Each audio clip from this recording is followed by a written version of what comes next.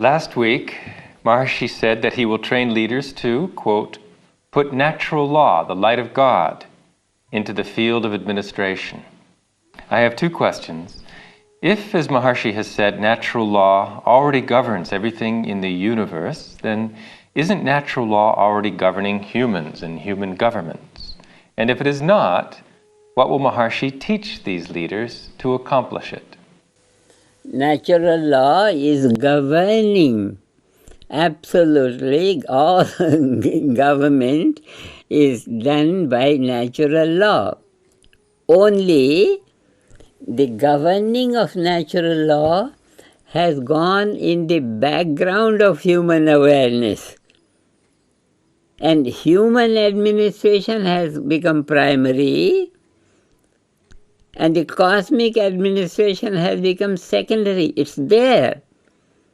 And it will always be there, no matter what happens.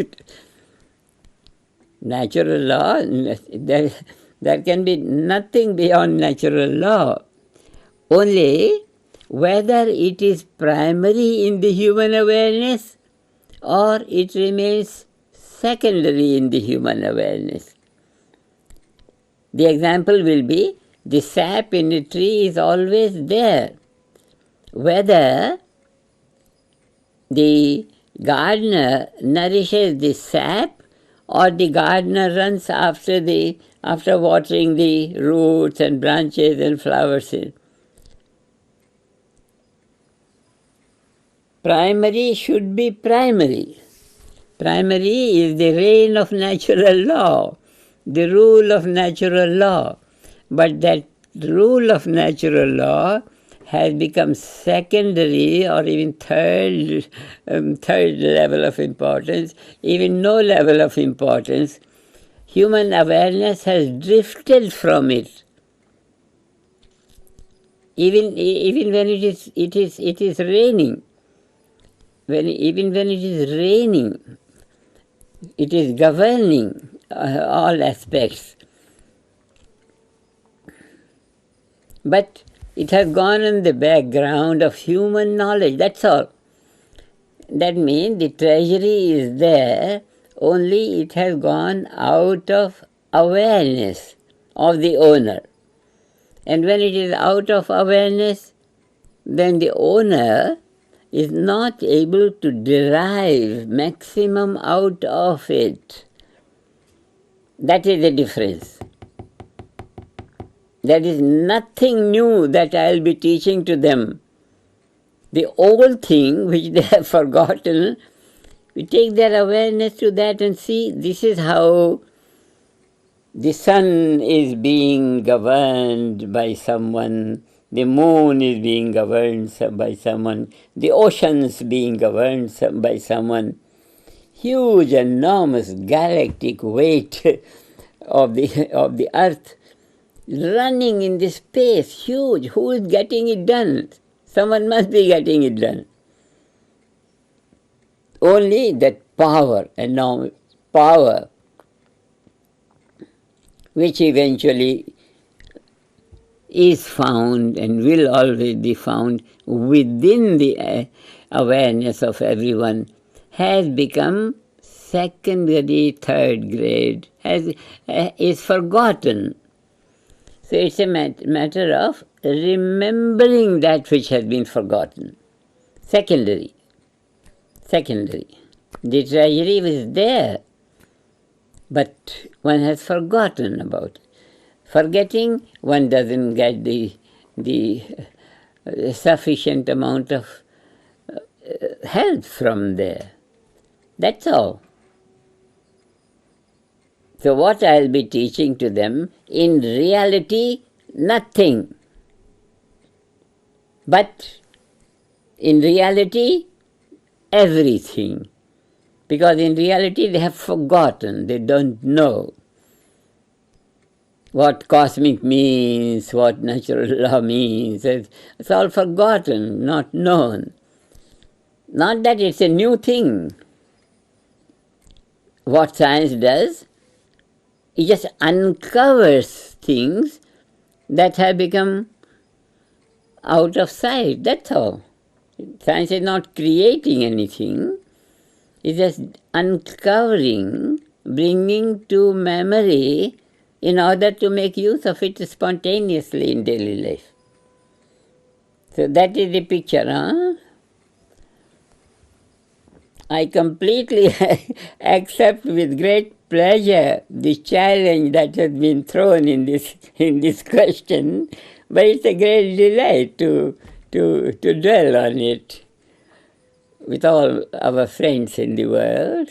So very great. There is nothing new that I am going to say, because there is nothing new under the sun. If I say I'll tell you something new, I won't be right. I won't be right. So there is nothing new. Only remembering things will make the thing come up. It's already there. In the Vedic literature, referring to the Vedic literature, there's a huge literature by name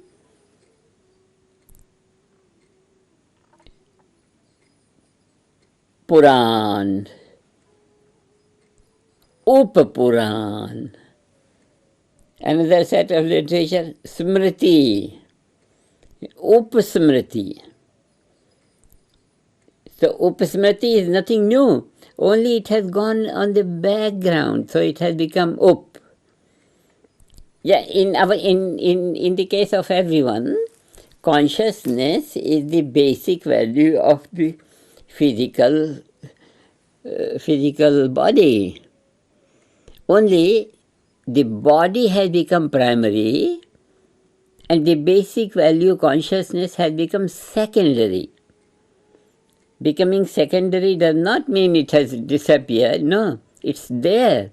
Only it has become secondary. Now, which has become secondary has now been found to be really worthy of the first level of importance. Consciousness, consciousness, consciousness. This field of consciousness is always a primary thing, but that has been suppressed, and what has come in its place is the body. The body has become primary, consciousness has become secondary. When we practice transcendental meditation, in the transcendental consciousness, consciousness is primary, body is non-existing, it's a secondary thing, completely secondary. So it's a matter of what is primary, what is secondary. What is primary, what is secondary. In the society, human society, in a suffering society, God has become secondary, man has become primary. It's just a matter of primary and secondary. So Upasmriti, Smriti and Upasmriti, Puran and Upapuran, Shruti and Upshruti, Veda and Vedangas, Upangas, and there is a sequential importance in the field of consciousness also as it is in the field of physiology. Something becomes important, some becomes secondary importance. So the thing that has been forgotten, the thing in terms of religious language, God, the light of God, inside, man is made in the image of God. That image has become secondary, and what has become primary is some futile thing. Change has become primary, non-change has become secondary. Now my work is to bring that which has become secondary, make it important. Non-change, eternity, continuity, flawlessness, perfection, purna buddhachite. Whether we speak in in Sanskrit or in Spanish or in any language. But primary and secondary, that's all, primary and secondary. When human intelligence becomes primary, then the God's intelligence, the almighty intelligence becomes secondary. It does not become secondary, it's always primary, only it is out of memory, that's all. Out of memory. So bring it back to memory, that is our strength. Our strength, what we are teaching is nothing new.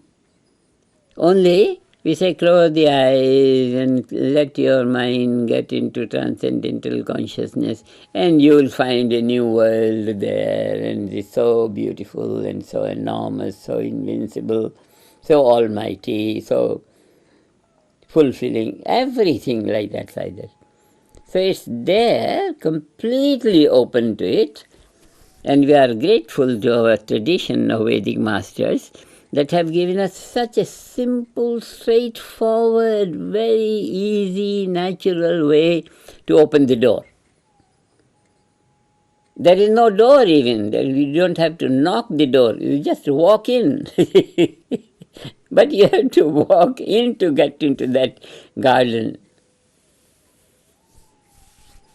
It's a very beautiful field, a very beautiful topic. It's so good.